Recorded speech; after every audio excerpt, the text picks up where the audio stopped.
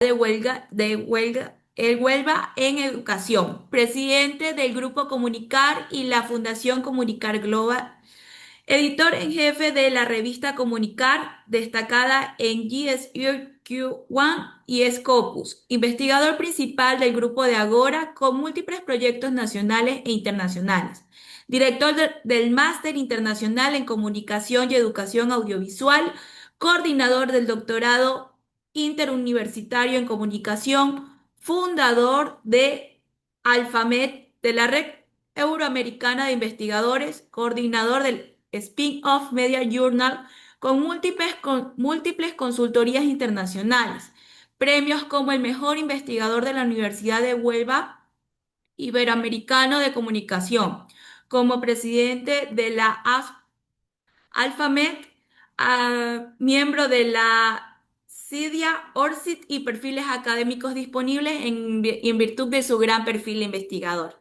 Con esta breve introducción de este grandioso currículum de nuestro ponente con el cual iniciamos el día de hoy, le doy la palabra al doctor Waddell para su intervención, la cual tiene unos 20 minutos, con la cual lo vamos a escuchar muy atentos. Pues muchas gracias, Raisa, por tu presentación. También muchísimas gracias, Adriana, por esta invitación a este sexto seminario. Es un placer estar con vosotros, con vosotras. Buenos días para América. Ya para los europeos es buenas tardes, son las 16 horas aquí, o sea, algunas horitas más, 16 de la tarde. Y bien, pues vamos a hablar un poquitín, vamos a hacer una reflexión. Yo creo que coloquial, estamos un grupito reducido, estamos editores, gente interesada por la edición y vamos a hablar un poquitín de la revista científica, del impacto y de su visibilidad. Miren ustedes, yo estoy aquí, no voy a ocultar por qué, porque he sido durante 30 años de reloj, ¿m? 1993-2023, editor de una revista científica que creé yo y que llegó a ser la primera del mundo en su área. Ya desde hace 2 años no soy editor de esa revista, hago mucha actividad vinculada con la edición, pero realmente la edición de la revista ha sido mi vida. O sea, prácticamente si algo he dedicado tiempo en mi vida, incluso mucho tiempo de ocio, ha sido a editar. No solamente revistas, también libros, publicaciones. Mira, ahora me acaban de entregar 2 libros que hoy se han publicado, ¿eh? Dirigidos por mí. O sea que sigo siempre vinculado al tema de la edición, de publicaciones, de materiales, porque me apasiona este mundo.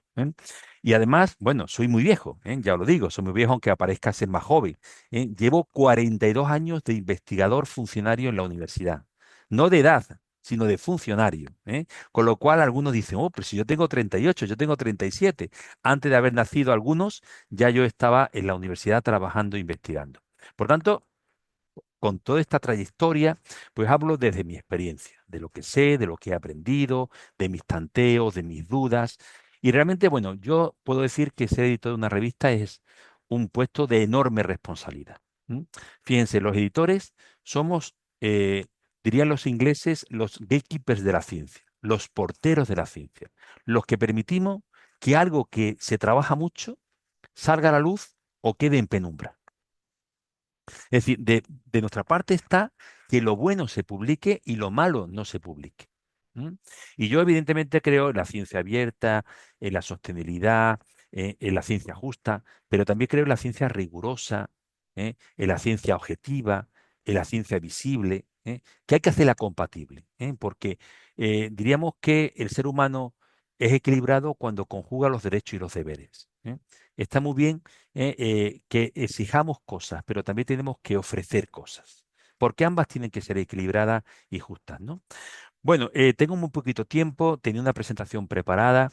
Realmente yo me podría llevar horas hablando de la revista científica, es un tema que me apasiona. Hay gente que me conocen y saben que para mí, y además el Ecuador es un país para mí muy cercano, diríamos que es casi como mi segunda o mi tercera patria. Suelo ir bastantes veces al año. Voy dentro de 15 días de nuevo, ahora iré a Loja y a Quito. Trabajo con muchas universidades, con muchas, creo que en torno a 10, 12 universidades. He trabajado durante mucho tiempo con la UPS, con Flaso, con la Andina, con la Central, con la Tecnológica Equinoccial, con la PUCE ahora muchísimo, es decir, con la UTPL, por supuesto, desde el principio de mi vida académica. O sea, estoy muy vinculado a vuestro país y además he ido viendo la transformación del país. En estos 25 años que trabajo con el Ecuador, pues viví el periodo Correa, el primer periodo, el segundo periodo, el periodo post-Correa. Todos los que somos mayorcitos nos llenan todos esos periodos y hemos visto pues desde gastos ingentes de dinero a momentos de crisis económica profunda, ¿eh? Y en todo eso hemos visto por los Prometeos, hemos visto restricciones, cierres de universidades, todo esto, ¿no? Pero sobre todo me gustaría señalar una cosa. Cuando yo empecé a trabajar en Ecuador, había una sola revista visible a nivel internacional. Una de Guayaquil, ¿eh? De una asociación, ni siquiera era universitaria. Hoy tenemos 13 revistas. No son muchas, pero son más que una. ¿M? Significa que hemos ido evolucionando hacia la visibilidad internacional, que desde mi punto de vista es muy importante. ¿Eh? Porque, fijaros bien, cuando hay gente que dice que estar en Scopus es algo absurdo, que es mejor defender la ciencia local, eso es absurdo. Hay que defender la ciencia local y la ciencia universal, porque entre otras cosas la ciencia no tiene fronteras. Y yo cuando como investigador hago un trabajo, a mí me interesa que me lean los chinos, los rusos, los canadienses, los argentinos y los ecuatorianos, todos. Y por desgracia y por fortuna, hasta hoy, la ciencia pasa por dos grandes portales, Scopus y WOS. Por desgracia digo, porque obviamente todos deseamos que a futuro haya un portal de ciencia abierta, gratuito, pero eso es también una entelequia, porque no hay nada gratuito en el mundo, todo alguien lo tiene que pagar. O lo pago yo, o lo paga mi institución, o lo paga el Estado, o lo paga alguien, porque cuando hacemos un trabajo, cualquier ser humano tiene que tener una gratificación, entre otras cosas, para poder comer y vivir, ¿eh? Con lo cual no hay nada gratis. Eso también es otro absurdo que hay, ¿no?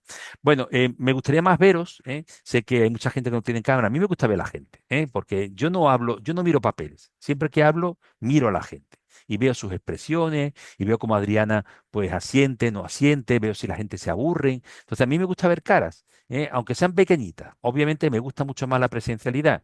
Yo ya soy muy reacio a hacer jornadas. Me invitan toda la semana a 4 o 5 congresos y obviamente digo a casi todos que no. No por ser antipático, sino porque no tengo tiempo y porque además a mí me gusta la interacción. Yo el lunes próximo estoy en Madrid, invitado a un congreso y yo donde disfruto es viendo a la gente, charlando, que me comente. Cada vez soy más reacio a las charlas unidireccionales, donde uno solamente habla. Es verdad que el online nos ofrece muchas posibilidades. Yo soy profesor de tecnología educativa, o sea, me dedico a esto, pero aún así os agradezco mucho a todos los que estéis poniendo las cámaras, porque así os veo, y ver fotos o ver pantallas en negra, ver personas, para mí me da vida. O sea, realmente me retroalimenta y lo que voy a decir lo digo con más sinceridad, con más apasionamiento y con más interés. Así que os agradezco que hayáis puesto vuestras cámaras. Hay alguno incluso que me tiene puesto ahí un cómic, un meme, pero bueno, también es válido, todo es válido. Pero si os puedo ver mejor. Saludo a Remedio Melero, que ya está ahí, que será mi, mi próxima ponente y que seguro que lo hará mejor que yo, ¿no? Bueno, os voy a compartir una pequeña presentación, no es muy larga, tengo poco tiempo, pero sí deciros algunas ideas importantes que yo creo que son claves, ¿no? Después a todos los que estén interesados por la presentación, yo me comprometo a mandársela, ¿eh? Así que no hay que escribir nada, solamente escuchar, pensar.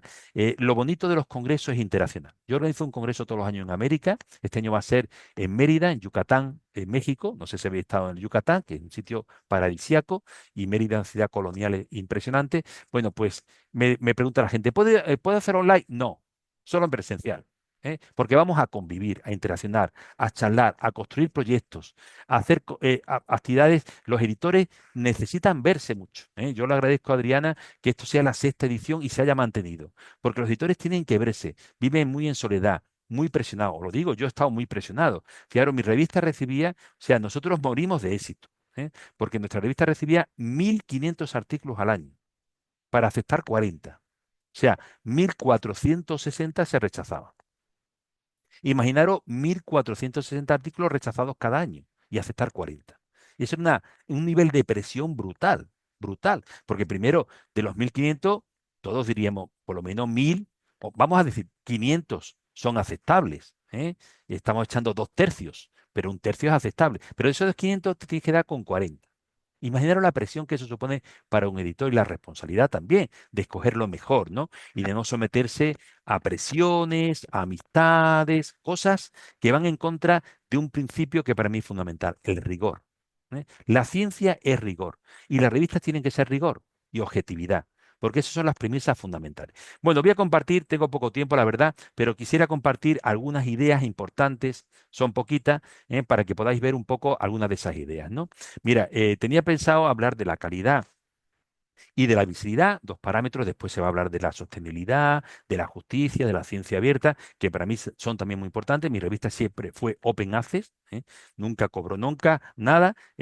Había 2000 artículos y todos abiertos. Pero mira, fijaros, yo creo que el artículo, como la ciencia, pasa por, como decía antes, el rigor, la originalidad, la novedad, la validez de los resultados, la validez de la metodología aplicada, el rigor en el sistema ciego. Eso es lo que diferencia una revista científica de otras cosas. El gran problema es que yo me encuentro con muchos editores que no saben diferenciar una revista científica de una revista académica. O sea, mezclamos la revista académica con la científica. Nada que ver. La académica es un totum que incorpora revistas divulgativas, revistas profesionales, pero la revista científica solamente es aquella que se dedica a la investigación, a los resultados de investigación. Donde no hay resultados de investigación, no hay revista científica. Hay otro tipo de revistas que no tienen ni más ni menos valor, únicamente que son otra categoría. Entonces, lo primero que yo detesto en muchos investigadores es que mezclan la revista científica con otros parámetros o hacen una revista científica donde se mezcla todo. Por tanto, esa sería como la primera máxima importante que me gustaría que quedara clara. No todo es una revista científica. En una revista científica también es muy importante diferenciar los roles, porque juegan 5 roles diferenciados.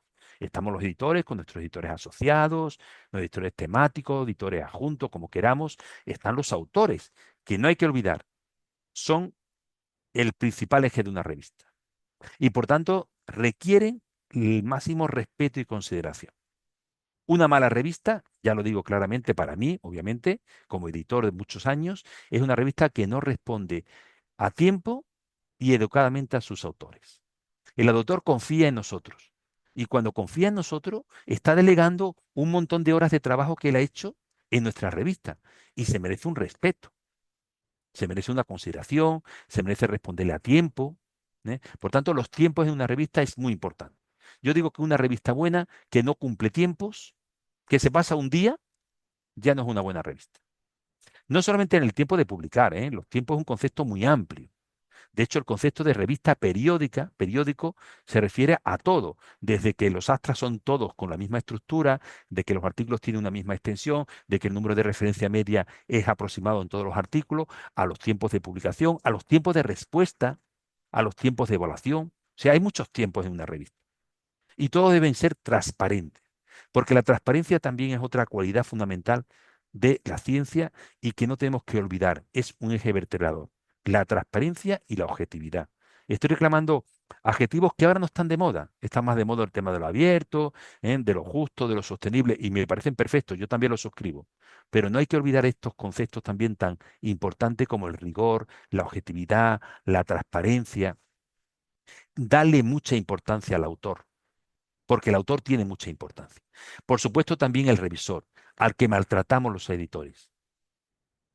Diríamos, ¿nos acordamos de los revisores?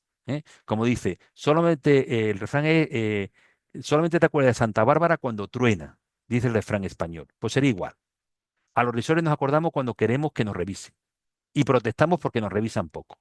Muy mal. Hay que hacer una buena política de revisión. Y hay que meter a los revisores dentro del corpus de la propia revista, que se sientan protagonistas de una comunidad científica donde cada uno tiene un rol, porque el revisor al final está aprendiendo a escribir cuando revisa. Y eso hay que darle valor, hay que ponerlo en valor, ¿no? Los editores temáticos y no olvidemos los lectores, que es un rol pasivo, pero muy importante. Una revista es buena no solamente cuando es abierta, justa y sostenible. Una revista es buena cuando tiene una buena comunidad científica de respaldo, de lectores, de autores, de revisores. Y cuando digo comunidad científica de respaldo, es gente que se acuerdan de esa revista, que van a leerla, que van a revisar y que van a escribir, con esos 3 roles, la lectura, la autoría y la revisión. ¿De acuerdo? Por tanto, ojo porque estas máximas son muy importantes, porque deben que vertebrar toda la construcción de una revista. Cuando hablamos de una revista de calidad, hablamos justamente de esto. Estos son los parámetros de calidad, ¿no? De hecho, nosotros en Comunicar teníamos un decálogo de la calidad. Yo os recomendaría, no sé si los nuevos editores que son asiáticos, ingleses del mundo, han mantenido este decálogo. Hace algunos días que no chequeo la web oficial, ¿no? Pero si no lo tenéis, yo lo puedo mandar, ¿eh? Porque yo tengo guardado toda la documentación de la revista, ¿no? Teníamos un decálogo, 10 puntos fundamentales para la calidad de una revista. Fíjense, la revista que era número uno del mundo en Scopus y cuarta del mundo en JCR, del mundo, decía que el impacto era importante, pero el impacto es un punto sobre 10 en la calidad de una revista. Por tanto, no mezclemos el impacto con la calidad. El impacto es un punto. Desgraciadamente se mide la calidad solamente por el impacto. Es una limitante. Es verdad que el impacto es medible y fácilmente medible, y por eso tiene tanto éxito, pero realmente no es lo que mide una calidad de una revista.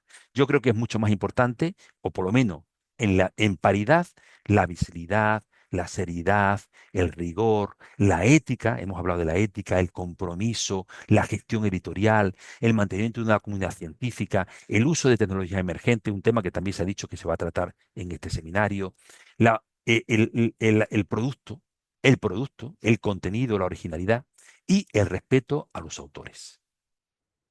Fíjense que todos estos parámetros son medibles, obviamente más difícilmente medibles que 0,4 o 0,5, por una cita más o una cita menos.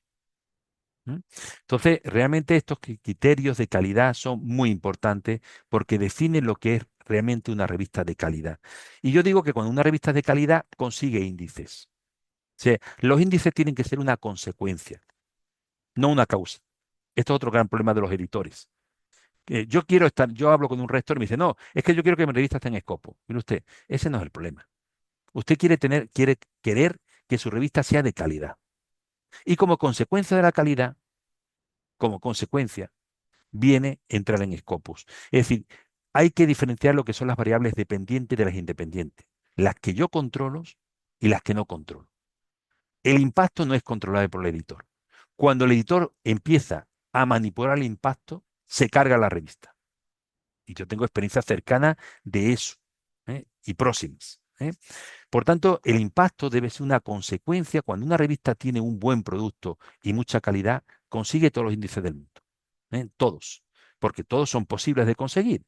No solamente esto. Es verdad que Clarivate y Scopus tienen un gran problema, que son portales cerrados de grandes negocios a nivel mundial. ¿eh?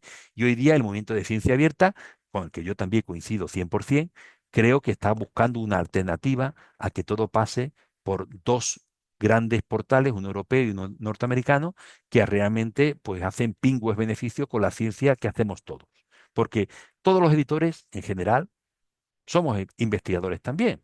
Es más, yo siempre digo que el editor jefe de una revista tiene que ser un gran investigador porque eso es lo que le da autoritas, le da calidad y prestigio a lo que hace, ¿no? Tengo muy poquito tiempo, quería hablar también dentro de estos criterios de visibilidad tan importantes de las métricas alternativas, que yo creo que también no se ha trabajado lo suficiente en trabajar con redes sociales académicas como ResearchGate, Academia Edu, también redes sociales comunes como Facebook, Twitter, pero también repositorios como Mendeley, como PlumX, como Almetris, como Dimensions, como Pulons. Bueno, todo eso son opciones importantes. También es muy importante que nuestras revistas salgan, porque la ciencia no tiene frontera y Ecuador es un país pequeñito. Entonces, si queremos hacer una buena revista en el Ecuador, tiene que ser una revista latinoamericana. Tenemos una lengua común de 500 millones de personas. Sin salir al inglés, no es necesario salir al inglés, pero bueno, se puede salir al inglés o al chino o al brasileiro o hacer una edición mundial. Entonces, esto también es muy importante, ¿no? Quería comentaros brevemente la Escuela de Autores, que es un proyecto bueno porque centraliza, es un portal que tenemos para enseñar a los autores, igual que tenemos un club de editores, para enseñar a los editores algunos elementos fundamentales que deben saber para ser un buen editor. Fíjense, a los autores nadie les enseña a ser autores, a los revisores nadie les enseña a ser revisores, y a los editores nadie les enseña a ser editores. Parece que esto tenemos que aprender pegando porrazos. Yo creo que hay que apostar, y ya invito a Adriana que se plantee alguna acción de este tipo, de generar acciones formativas sistemáticas que podamos formar a los autores, a los editores y a los revisores. Porque son tres cuerpos que porque uno sepa investigar, no necesariamente sé publicar. Es que son dos cosas distintas. Yo me he encontrado con gente en Ecuador que tenían tesis doctorales finalizadas y no habían publicado nada. Entonces, eso no puede ser, eso no puede ser. Bueno, claves del éxito para finalizar, porque era muy poquito tiempo el que tendría. Fundamental, la calidad. La calidad es una premisa fundamental, desde tener esa comunidad científica de respaldo, la transparencia, la objetividad, el rigor, el cumplimiento de tiempos. Esto es fundamental en un editor. La visibilidad internacional. Una revista no tiene parámetros locales, porque si tiene parámetros locales, nunca hará que su ciencia se pueda leer y replicar en otro sitio. Eso, yo siempre digo una frase bíblica, que no se enciende la vela para meterla en el cajón, sino para ponerlo en lo alto de la casa para que ilumine a todos. Esto sería igual. Cuando uno investiga, el esfuerzo de investigar tiene que tener su premio y es la visibilidad. Por eso todos buscamos las mejores revistas del mundo para publicar, porque nos van a garantizar mayor visibilidad. Fomentar dentro de las revistas también portales, blogs, donde se pueda fomentar toda la ciencia de esa comunidad científica, no solamente los artículos, ¿no? Y bueno, difusión continua, muy importante, fomentar los call for papers, los preprints, los postprints. Yo creo que hay muchas posibilidades para generar esa calidad, que una revista necesita. Y por tanto, no olvidar, calidad de contenidos y visibilidad para generar un impacto son dos estrategias fundamentales de un editor. Si no cumplimos estas máximas, todo lo demás son adjetivos, porque esto es sustantivo, esto es vertebral, esto es estructural. Así que os invito como editores, no sé, no os conozco, no sé si sois editores o no, ya me hubiera gustado interaccionar con vosotros, pero por la estructura de este seminario no era posible, pero me encantará que algún día nos podamos conocer, ¿eh? Yo estaré por Quito, ya os he comentado, a partir del día 8 de noviembre, estaré una semana por allí y bueno, un placer de compartir con vosotros y eh, Adriana facilitará mi correo. De hecho, está ahí. O sea, el correo está ahí directamente en mi nombre. Me han puesto el correo directamente, no el nombre. Así que os invito a que sigáis trabajando sintiendo la responsabilidad que tenemos como editores. No solamente somos investigadores, sino que el editor es un punto más.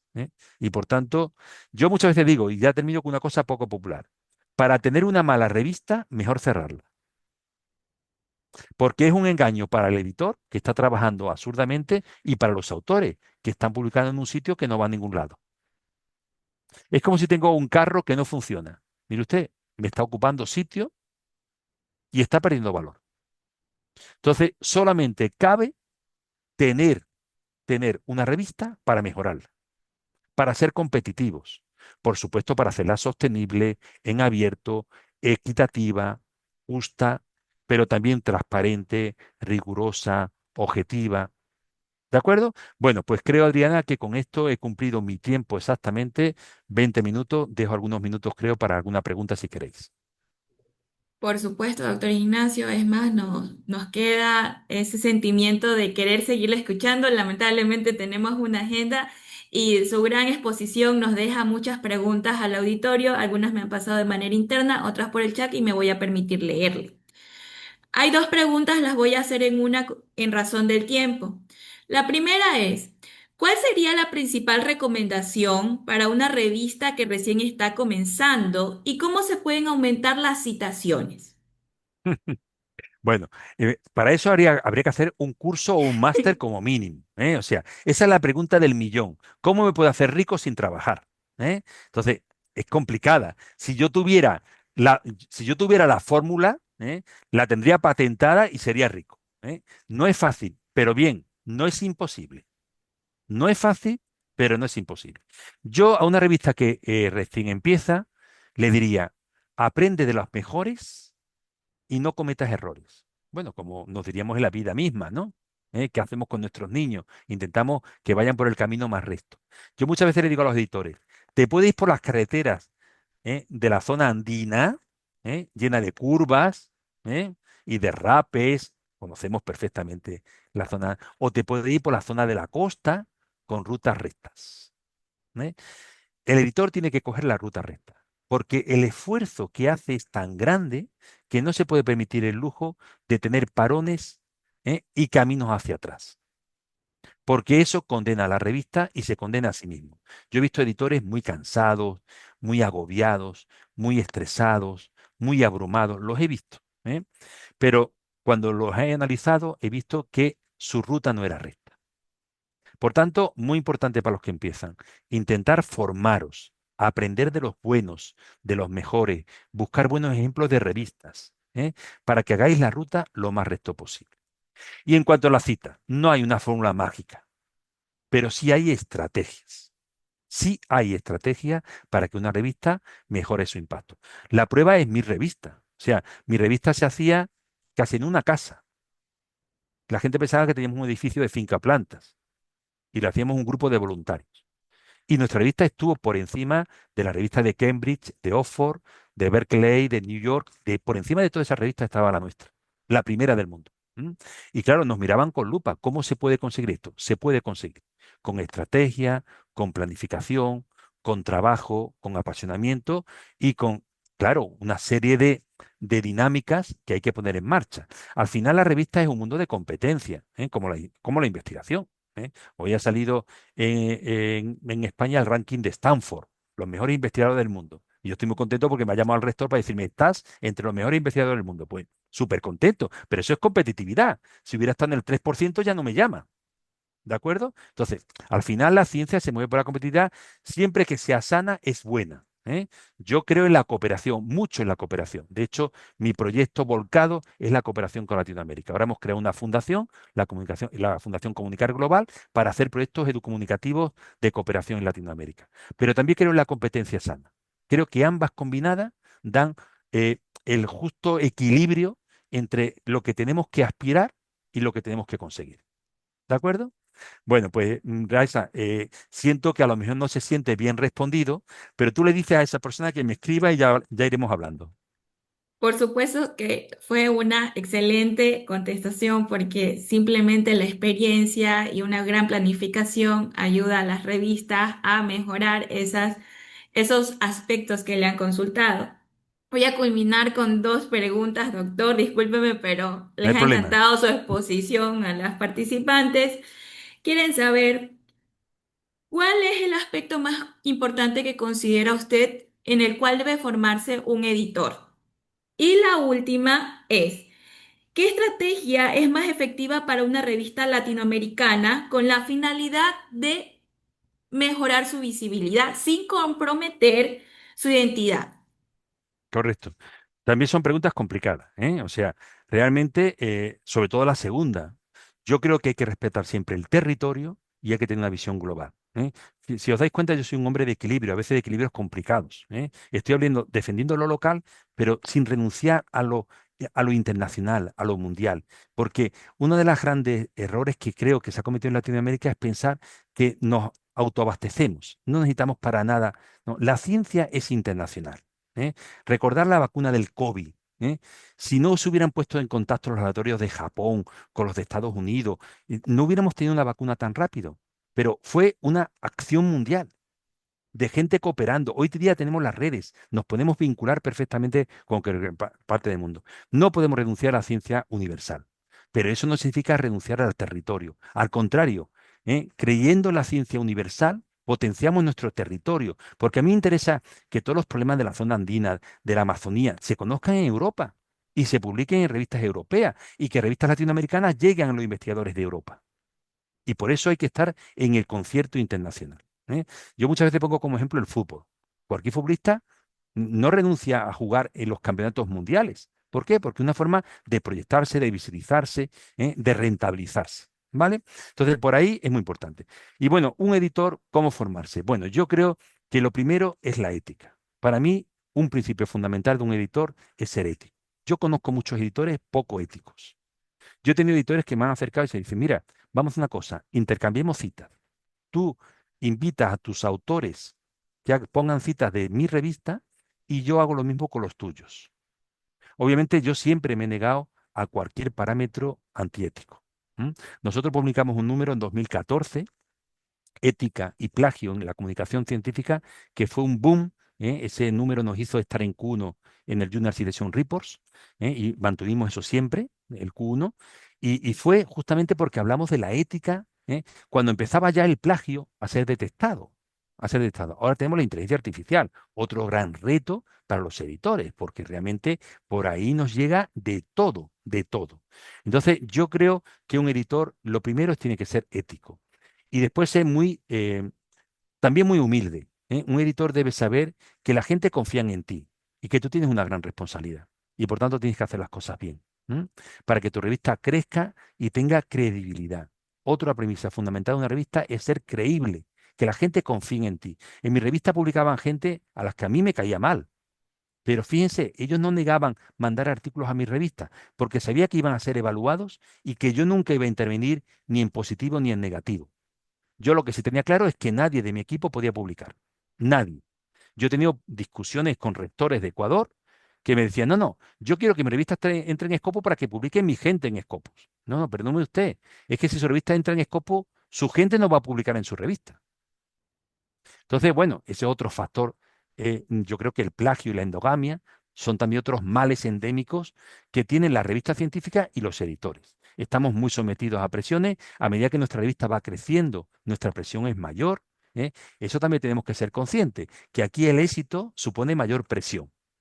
Y que yo conozco a editores de revistas ecuatorianas que yo he facilitado y he apoyado para que entren en Scopus y cuando hablo ahora con ellos, dicen, uff, no te puedes imaginar los artículos que me entran, no puedo con tantos. Claro, pero antes no le entraban y ahora le entran. Ahora tiene otro problema distinto. Antes que no tenía y ahora que tiene muchos. Ya sabéis que muy poquitas revistas, el 10% de las revistas reciben el 90% de los artículos. Y lo contrario, el 90% de revistas casi no reciben artículos. Entonces aquí no hay una democracia. ¿Por qué? Porque todo el mundo quiere publicar donde es más visible. Entonces yo recomiendo a esos editores que sean muy éticos, que sean muy responsables, que se formen y que aspiren a ser los mejores, que se puede llegar al cielo. Si se quiere, se llega. Muchas gracias, doctor Ignacio, por esas palabras inspiradoras. En el chat contamos con muchas felicitaciones por su exposición. Indican de que la revista Comunicar es un ejemplo para seguir. Muchas gracias por este tiempo, por compartir con nosotros en el simposio y sobre todo esperamos contar con usted en una siguiente participación, ya que nos ha dicho que viene mucho a Ecuador, cómo no poder contar en la Universidad Técnica de Manabí con una visita suya de manera personal. Muy bien, encantado, un placer. Aprovecho, Raiza, la oportunidad de agradecerle al doctor y sumarnos nosotros a su iniciativa de cooperación. Estamos completamente abiertos desde la Unidad de Procesos Editoriales a apoyarlo y que usted nos apoye a nosotros en nuestra gestión dentro de las revistas de la Universidad Técnica de Manabí y de la costa ecuatoriana, porque aquí estamos todos, nosotros somos todos una familia, ¿no? Familia de revistas en la cual mano a mano nos vamos apoyando y hemos ido creciendo cada día un poquito más en la búsqueda de la excelencia y la calidad de nuestras Muy bien. revistas. Gracias, Adriana. Recibo la invitación y mira, yo os hago también otra invitación. Vamos a activar de nuevo la escuela de autores, el club de editores y la escuela de revisores. Y lo vamos a activar con todos aquellos editores latinoamericanos que estén dispuestos a colaborar, haciendo pequeños posts de problemas que tiene en tu revista. O sea, tiene que ser una cosa muy sencillita, muy directa, sin referencias, solamente pensando en, tengo mucha gente que no saben hacer un Astra. Pues voy a escribir cómo se hace un Astra. ¿eh? En 15, 20 líneas con recomendaciones. Entonces, cuando esto lo activemos, que yo creo que de aquí a final de año lo vamos a poner en marcha de nuevo, voy a hablar con Adriana para que os pueda invitar a todos los que queráis sumaros a esta iniciativa. Así que muchas gracias y voy a Le quedarme a agradecemos, escuchar a Remedio. Me voy a escuchar a Remedio. al contrario, le agradecemos mucho a usted, doctor. Continuamos